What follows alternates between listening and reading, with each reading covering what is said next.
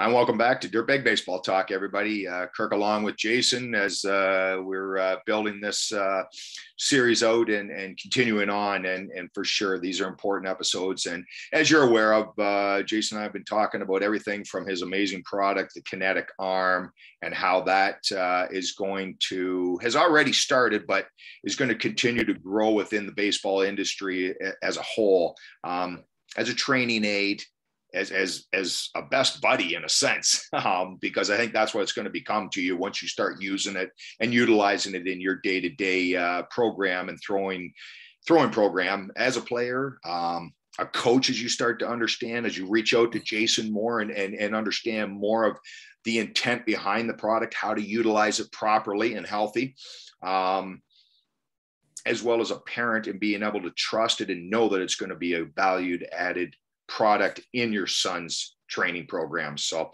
those are all cool things. And then we also have been talking about Elite Edge Fitness, which is also Jason Colleran's baby, if you will, and other passion on making sure, even before you maybe get to the Kinetic arm or in sync with it, definitely, is teaching people how to use their body. What's right, what's wrong, what area is strong, what area is weak, how does it benefit, how does it make you weak? So today, Jason and I, we're going to get talking about the pitching, and we might not even get into the motion part of it or the technicalities of how to actually do the mechanics, as we're all used to hearing that word, but more even in the fact of how to start researching and getting assistance and knowing who you can trust in your player's development, your own development, and who maybe gives you a yellow flag or even a red flag. So Jason, great to have you back with us today. I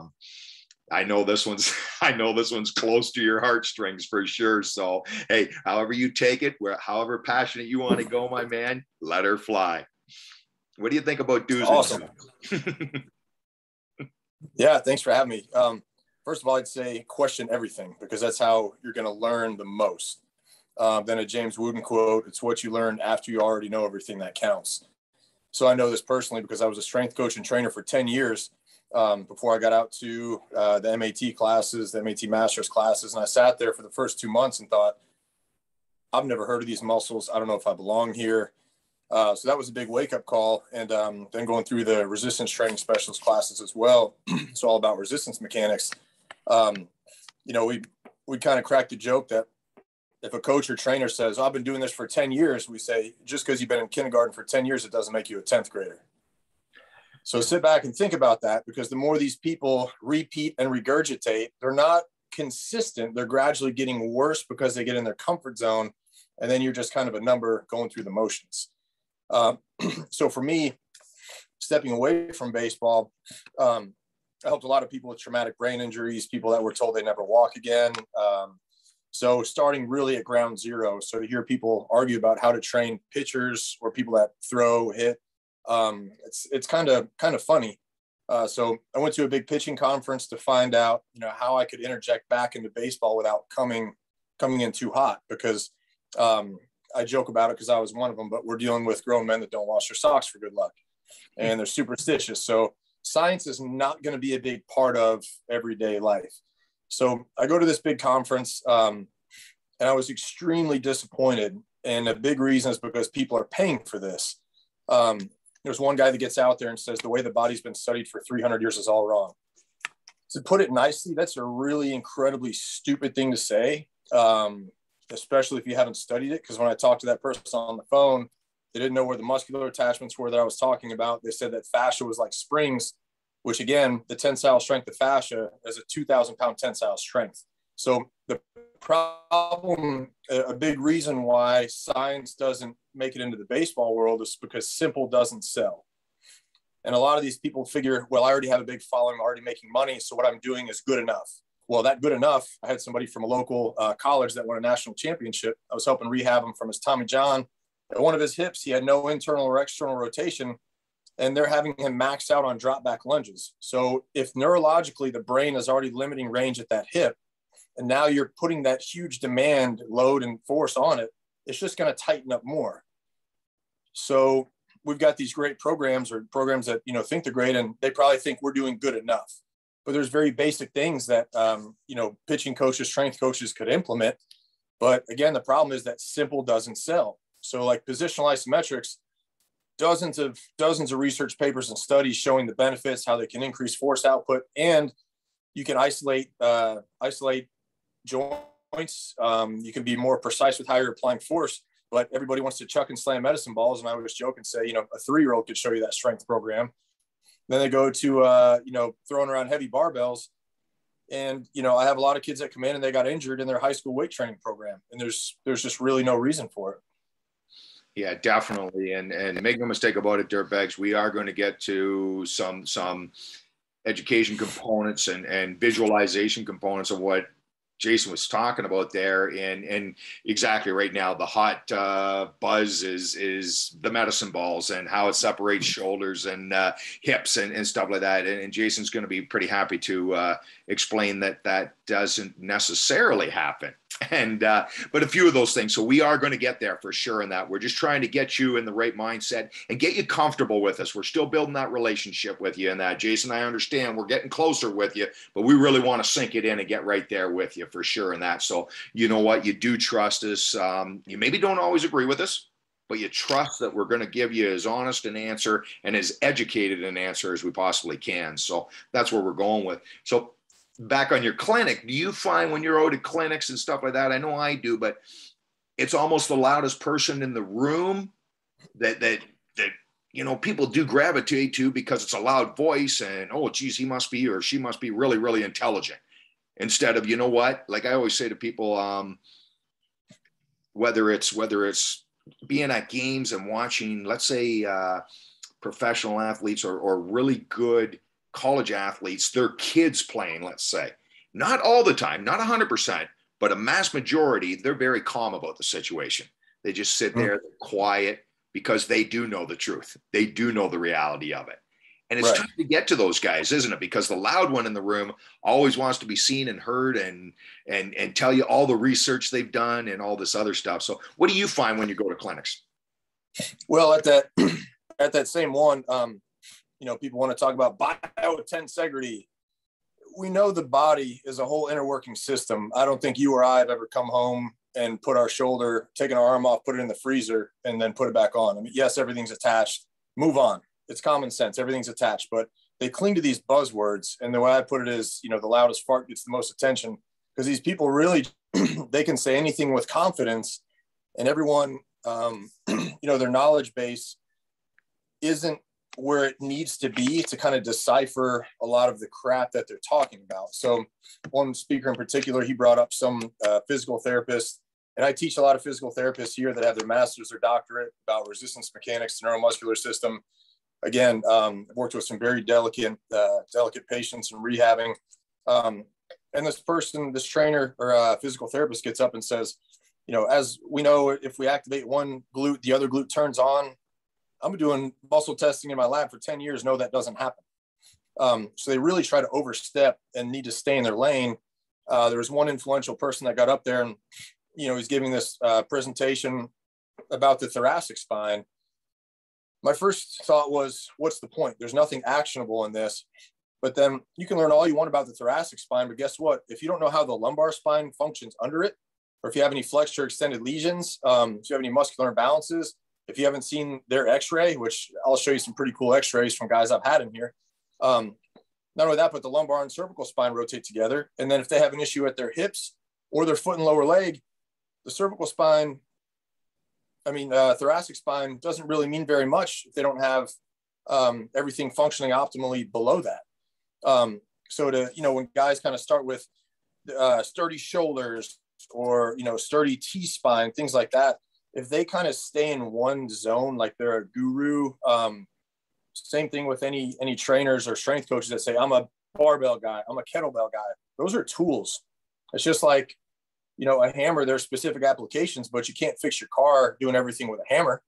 But these guys that want to stick with one tool, they're very limited in their skill set. So if you ever run into someone that says they're a kettlebell guy, a barbell guy, just run away. Same thing if they keep talking about fascia, because they just want to cling to these buzzwords. Another one I love is activate the core. Unless that person fell over when they walked in the room, shut up. or let's say, engage your core, use your core. Unless they fell over, the damn core is on. Shut up. So they don't understand biomechanics, and there's a lot of made up terminology. I've heard people say like, oh, he's really in his backside.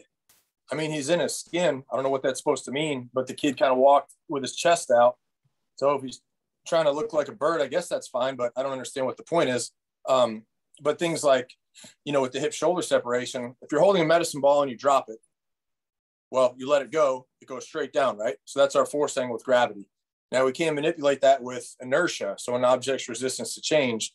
But you have to be very precise with how you're applying force. So whether it's a medicine ball, a dumbbell, a kettlebell, those are all mass. So there's no mastery about dumbbells. There's no mastery about kettlebells. It's, do they know how to properly apply force?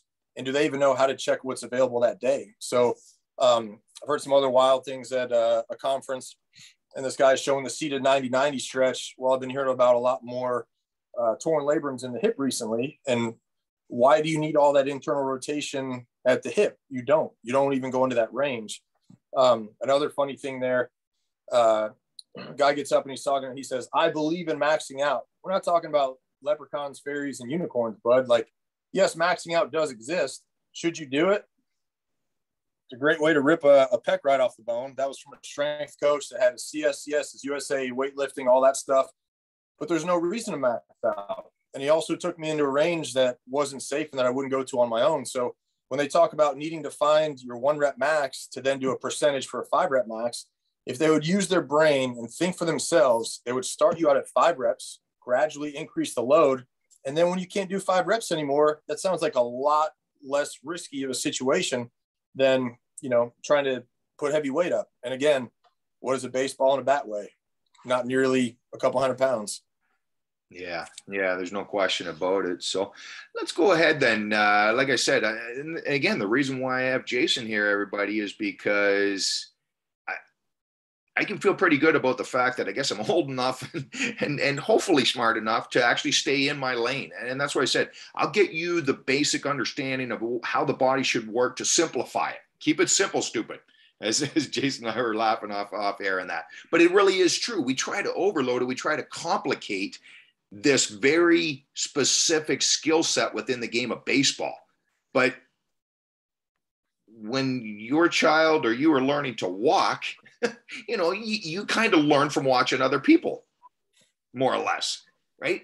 Pitching should be simple like that as well, in my mind, and that keep it simple. And I know I've had a lot of success with it and stuff like that because, at the end of the day, for the mass majority of players that we work with, sure, we want them to aspire to college and the pros and everything else. But obviously, we know a lot of elements have to come into play then, and a lot of self-motivation. It doesn't matter how good you or I are, Jason. If they don't have the self-motivation, we can't drive the bus for them, right?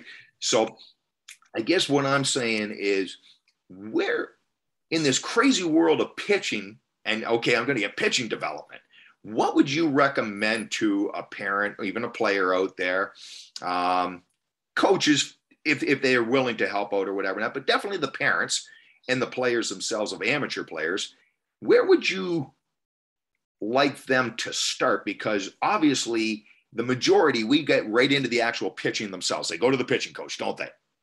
But to listen to great guys like you talk and stuff like that, I think for me, it's become, go to a person like yourself and see how the body is functioning and get good feedback on that, good recognition of what's working, what isn't working, and how it's going to benefit you, or at this point in time, until we strengthen it or get it healthy, whatever the situation is, get it back to being a strong point.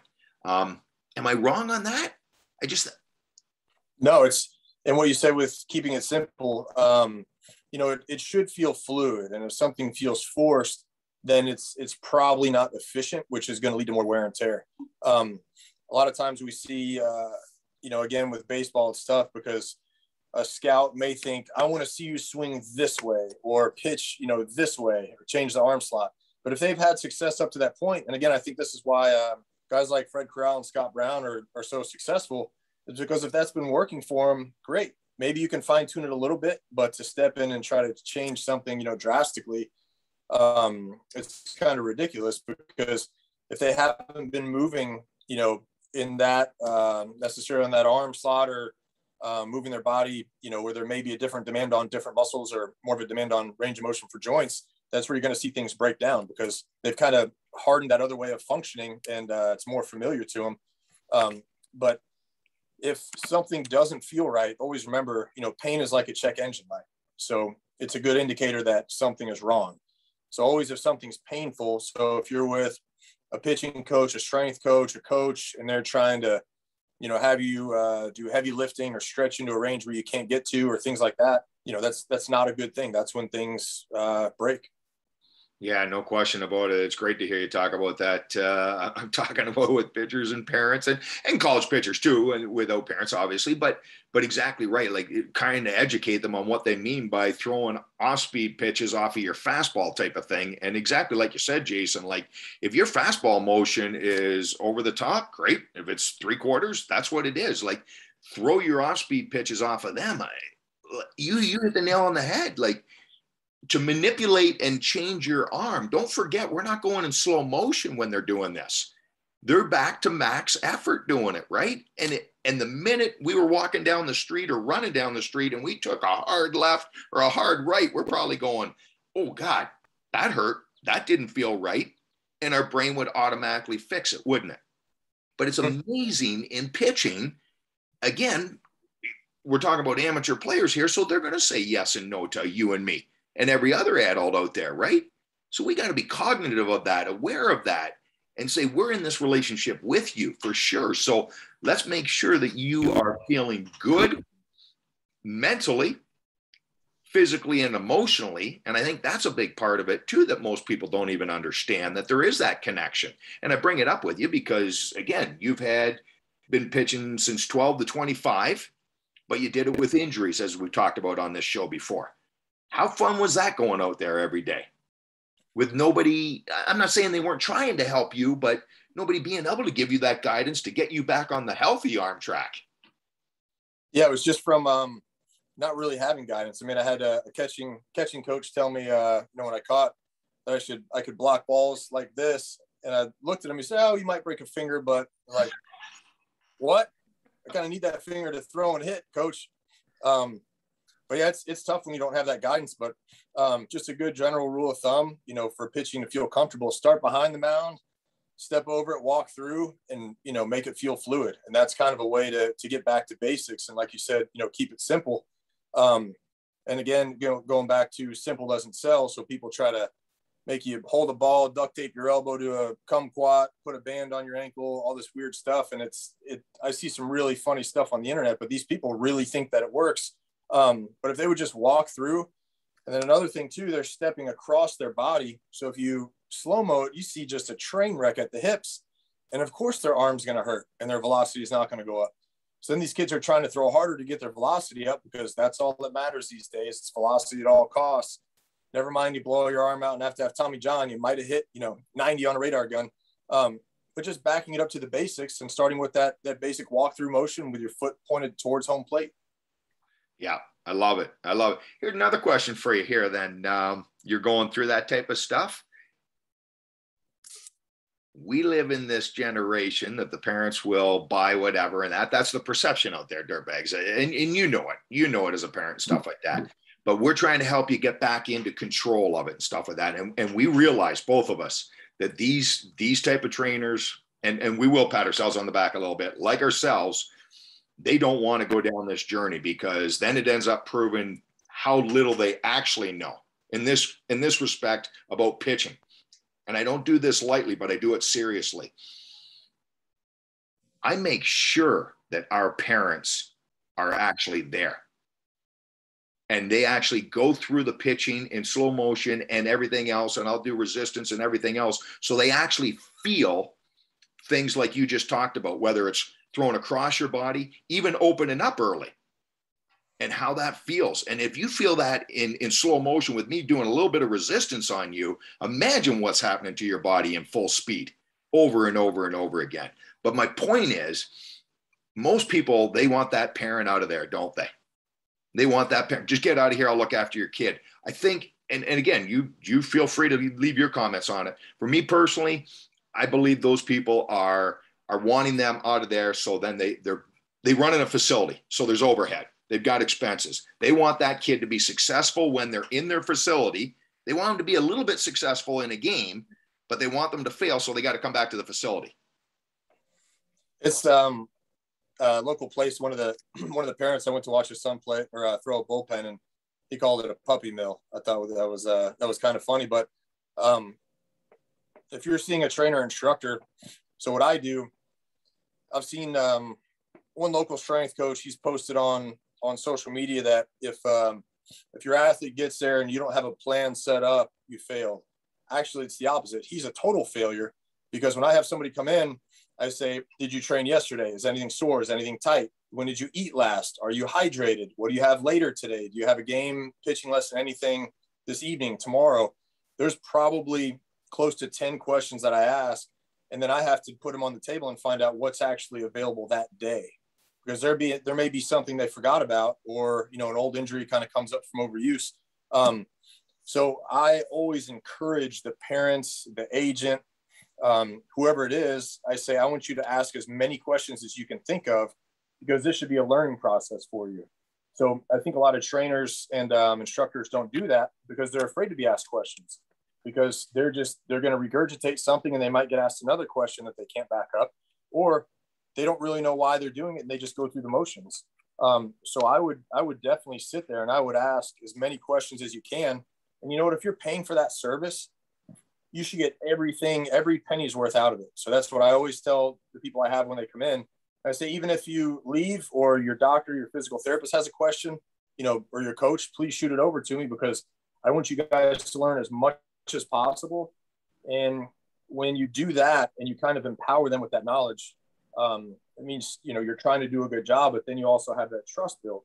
So for these instructors that are going to start doing that, hopefully that'll keep them on their toes, and it'll keep them doing more research and learning more so that they can better service these athletes, these parents, these coaches. So absolutely ask as many questions as you can. 100%. You're right. And the right reason I brought it up was because, like Jason said as well, parents, it's your money. It's after tax dollars that you're spending, and it's good money. It is good money. You have the right to ask why until you get the answer that at least you maybe don't understand completely, depending on what stage of the development process or the journey you're in. But you can sit there, like Jason was saying, and look back and say, hey, you know what? I still got a green light here. That guy didn't waver. He wasn't overpowering because I said so, or all those crap things. He had an explanation. I maybe don't understand it yet, but I'm going to continue on with asking why until I do. Because the reality is, we have you for maybe an hour, maybe 2 hours. You have them the rest of the time. So why wouldn't an instructor like Jason or myself want to educate you so you can continue the growth, but by knowing as much as you can, being educated as much as you can? Those are the trainers you want to look for. Hopefully they're in your area. Hopefully they're in your region and you can get your hands on them. If not, that's when you got to reach out to myself, Jason, whoever it is, or anybody else that you know of, and build that relationship where you're going to get real information on what you're doing. And you're going to get a return on your investment. That's what it's got to be about. There's just too much out there. And that's why Jason and I are talking about it, right? It's too many people out there that, hey, it's fast money, isn't it, Jason? Yeah. And along the lines of, getting a return on your investment, a lot of times I have, parents bring in their athlete and, we'll get on the table before we start muscle testing. They'll tell me how they're going to this physical therapist. They've been going there for months. I ask how it's going, and just to kind of remind them there's a reason that they're here, because they're not getting what they pay for. So we'll do some range of motion assessment, active and passive. I'll say, well, your scapular retractors aren't working. You have no internal rotation. They totally missed this issue at your hip. So then I'll ask you again, are you getting your money's worth? And they're kind of like, no. So if you're going somewhere and performance is the goal, with a realistic expectation, of course, don't go in saying you want to throw 100 in 5 days. Same thing with fitness. Don't say you want to lose 50 pounds in a week, or performance training. But if you're not getting the results that you feel you should be getting, just because they're a great person, and, you know, they probably are, but if you're not getting the results you want, go somewhere else.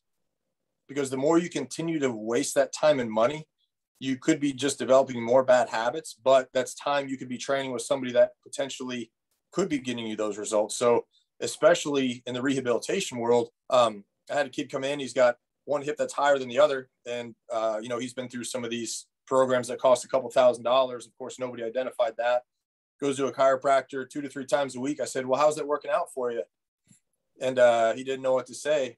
He said, oh, I think it's good. And I said, if it's good, why do your hips still look like that? He goes, oh.